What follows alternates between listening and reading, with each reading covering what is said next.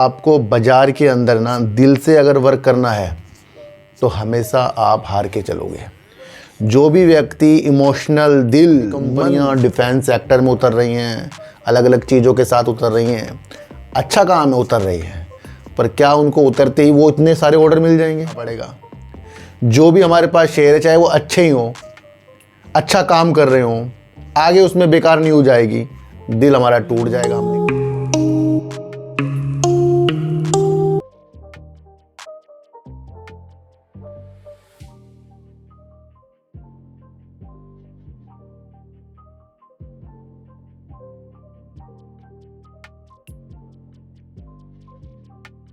नमस्कार, मैं स्वागत करता हूं आपका अपने ही चैनल पर जिसका नाम है सार्थक बाजार से। आज बात करेंगे अडानी किस बिजनेस में उतर रहे हैं उसके बारे में बातचीत करेंगे।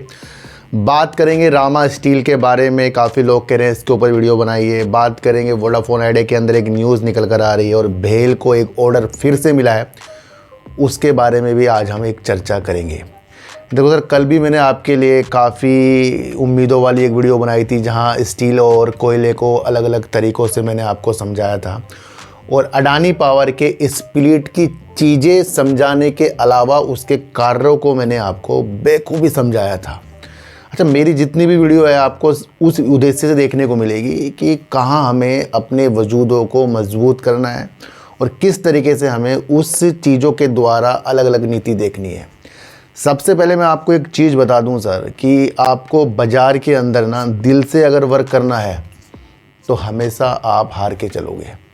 जो भी व्यक्ति इमोशनल दिल मन से वर्क अगर शेयर बाज़ार में करेगा, यकीनन वो हार के जाएगा। ये माइंड का गेम है, दिमाग से चलना पड़ता है, और जब आप इस विधि को समझ जाओगे तो बहुत आगे तक जाओगे। इसलिए इमोशनल का चीज़ है ही नहीं शेयर बाज़ार, और इमोशनल के अंदर जो बहता जाएगा, जो बड़े बड़े लोग हैं ना भैया, हम उनको और अमीर बनाते जाएंगे। अगर हमें अमीर बनना है वो अचानक तो होगा ही नहीं, उसके लिए हमें कितनी मुसीबतों से उभरना पड़ेगा। जो भी हमारे पास शेयर है, चाहे वो अच्छे ही हों, अच्छा काम कर रहे हों, आगे उसमें बेकार नहीं हो जाएगी, दिल हमारा टूट जाएगा, हम निकल जाएंगे, फिर कुछ अच्छी नहीं हो जाएगी, वो शेयर फिर भाग जाएगा। भैया वो धैर्यता कहाँ से लाई जाएगी? वो धैर्यता लाई जाएगी अपने दिमाग से। दिल मन इनसे वर्क अगर बाज़ार के अंदर हम करेंगे, हारेंगे, पक्का हार के हम जाएंगे। देखो ना, छोटी छोटी कंपनियां डिफेंस सेक्टर में उतर रही हैं, अलग अलग चीज़ों के साथ उतर रही हैं, अच्छा काम में उतर रही हैं, पर क्या उनको उतरते ही वो इतने सारे ऑर्डर मिल जाएंगे कि जिसकी हम कल्पना करें कि भैया डिफेंस में कंपनी उतर रही है, हज़ारों 2000 करोड़ का ऑर्डर से मिल गया।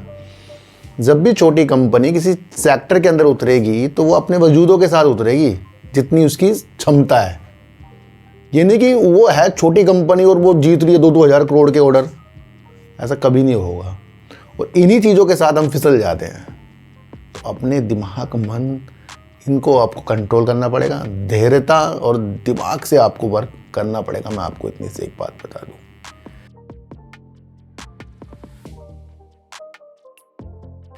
जितनी भी चीज़ें अगर हम देखें तो बड़े बड़े उद्योग की अगर हम बात करें, जैसे आईटीसी कंपनी है, उसके भी कितने बड़े बड़े कार्य हैं, होटल का हो, सिगरेट का हो, एफएमसीजी का हो।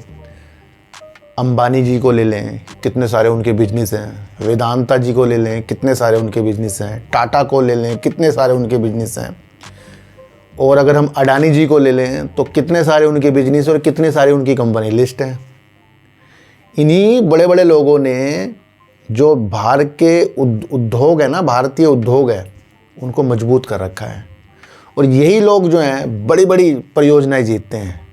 क्यों? क्योंकि इनके पास ज़्यादा पैसा होता है। तो अपना माइंड ज़रूर लगाइए बाज़ार के अंदर। तो पहली बात करेंगे हम अडानी ग्रुप की, और अडानी ग्रुप की बात इसलिए करेंगे क्योंकि हमारे देश के प्रधानमंत्री जी, आपको पता ही है उन्होंने किस तरीके से सेमीकंडक्टर के ऊपर अपनी विशेषताओं को आगे रखा है।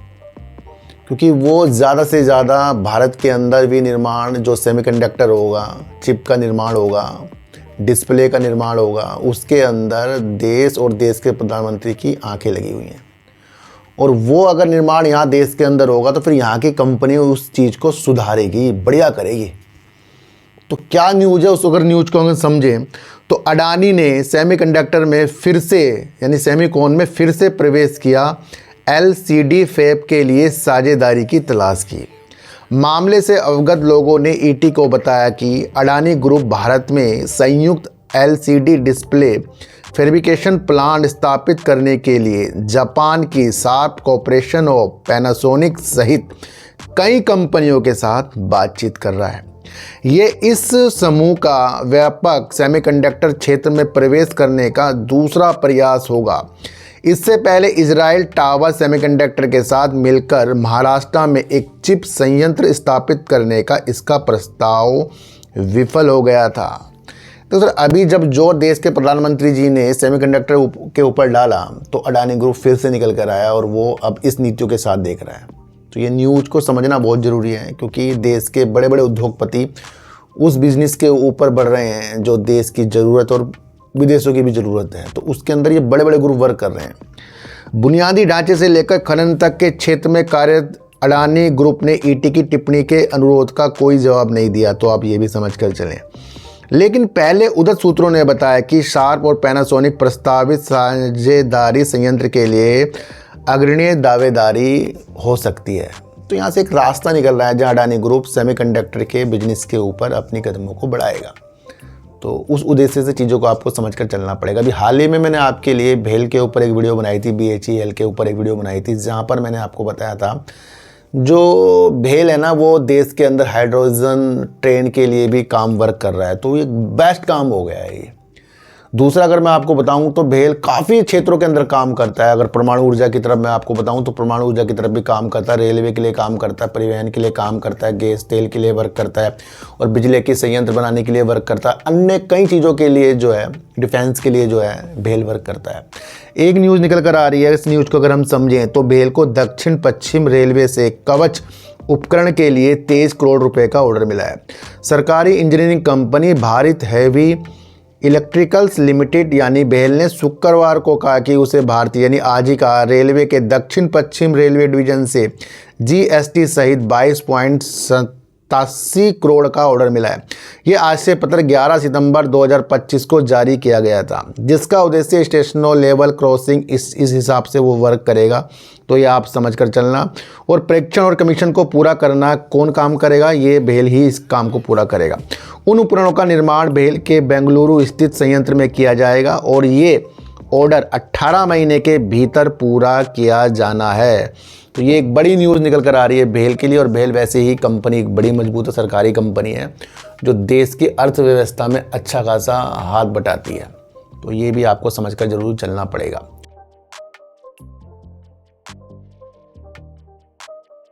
जहां सरकार इसके अंदर अलग अलग स्थितियां देख रही है, किसके ऊपर? वोडाफोन आइडिया के ऊपर। और वोडाफोन आइडिया देख रहा है कि भैया वो कुछ फ़ायदा मिल जाए सरकार से ही, इसको AGR के ऊपर कुछ चीज़ें जो है उसमें भी कुछ सहूलियत मिल जाए।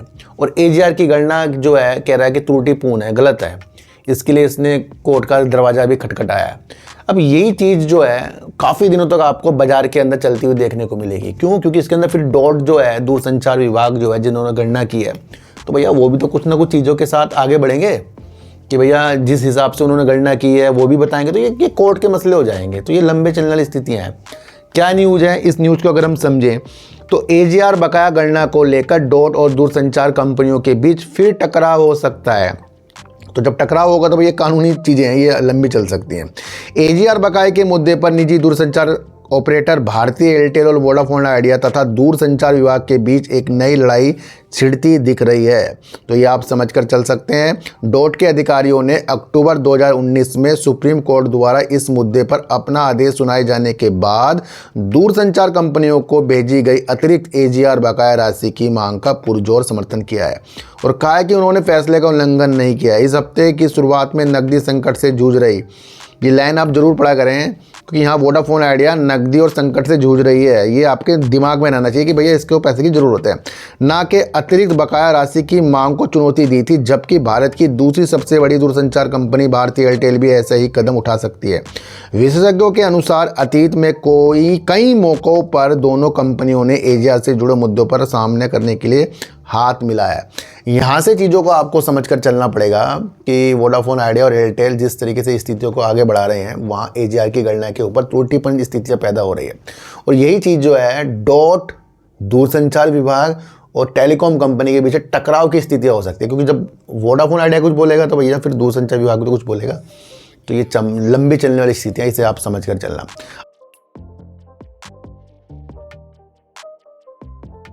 अच्छा, अब बात करेंगे रामा स्टील के बारे में। और करीब 6-7 महीने से एक ही रेंज में इसका शेयर घूम रहा है और कंपनी ने नए नए बिजनेस की तरफ भी अपने हाथों को बढ़ाया, जैसे डिफेंस। जब ये चीज़ें हमने सुनी डिफेंस की तरफ बढ़ रहा है, नवकरणीय ऊर्जा की तरफ स्थितियाँ बढ़ा रहे हैं, तो अपने आप में ये वो स्थान है जो फ्यूचर हमें दिखा रहा है। पर घोषणा करना, फिर उस पर वर्क करना, उसमें कई समय लग जाएंगे। और फिर उसे कितना ऑर्डर मिलना, किस हिसाब से वर्क करेगा, उसमें कितना समय लग जाएगा। तो स्थितियाँ आपको समझो कि जब भी कोई छोटी मोटी कंपनी इस तरीके की चीज़ें बताए तो वो उसी दिन की स्थितियाँ होती हैं, 2-4 दिन की। फिर जब वो स्थितियाँ अच्छी होती हैं, जब वो उस पर वर्क करेगा, तो हमें वेट करना पड़ता है कि वो कब इस तरीके से वेट करेगा और कितनी उसकी सारी चीज़ें होंगी, भैया क्या क्या चीज़ें कर रहा है। तो खुश नहीं होना है भैया, हमें दिमाग को आपको बिल्कुल सेंटर में रखकर वर्क करना है, मैं आपको बता दूँ।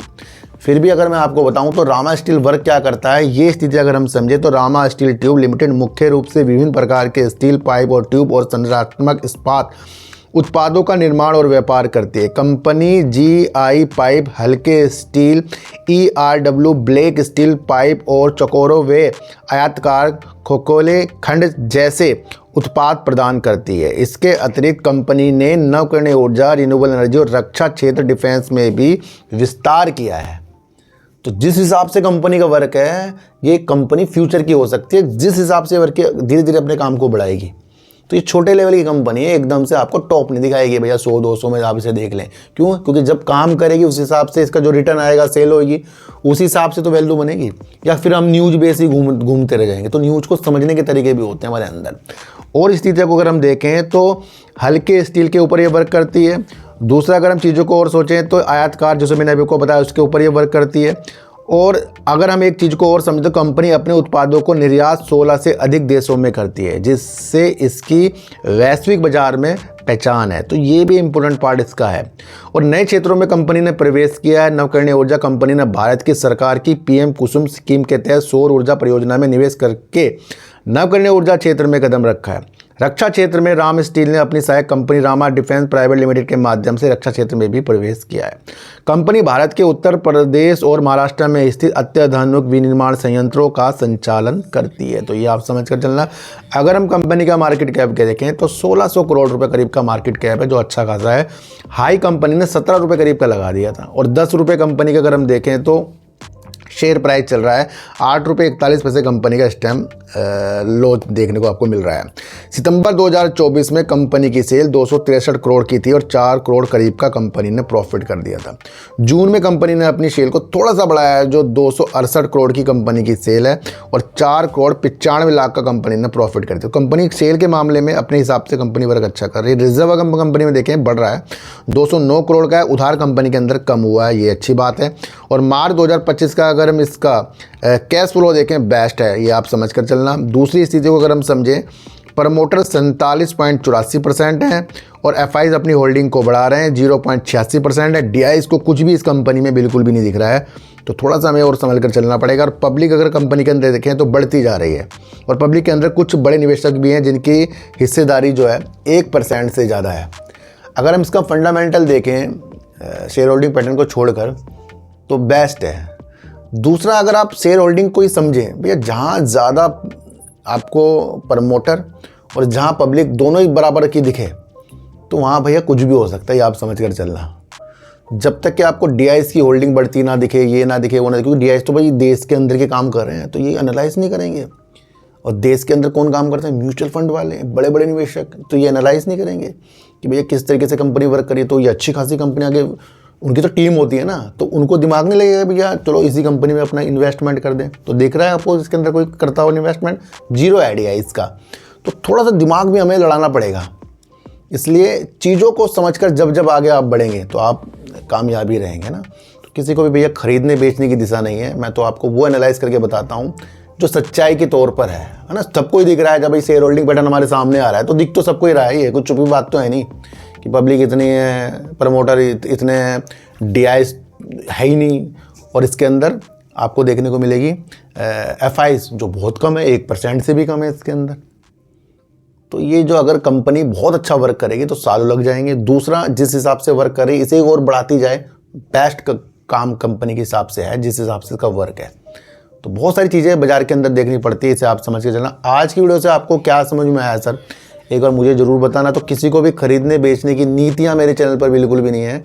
मेरा कोई टेलीग्राम, कोई व्हाट्सएप ग्रुप नहीं है, ना ही आज तक मैंने बनाया है, ना कोई मेरा टेलीग्राम, मैं आपको फिर बता रहा हूँ, नहीं है, ना ही आज तक मैंने बनाया है। ये दोबारा सुन लो आप, क्योंकि काफ़ी लोग कहते हैं सर टेलीग्राम कोई व्हाट्सएप को बताओ। ऐसा बिल्कुल भी हमारा चीज़ों के साथ नहीं है। मतलब न्यूज़ और न्यूज़ के हम एनालाइज करते हैं। कल एक व्यक्ति ने कहा था कि भैया वोडाफोन आइडिया के ऊपर भूल गए, तो वोडाफोन आइडिया के ऊपर एक न्यूज़ आई, मैंने आज आपको बता दी। तो न्यूज़ ही है ये। तो चीटी को आटा दीजिए, गाय को रोटी दीजिए, और अपने बच्चों को ज़्यादा से ज़्यादा प्यार कीजिए, क्योंकि बच्चे ही आपकी मासूमियत से किस्मत पलटेंगे। तो फिर मिलेंगे आपसे नई वीडियो के साथ, जब तक के लिए नमस्कार।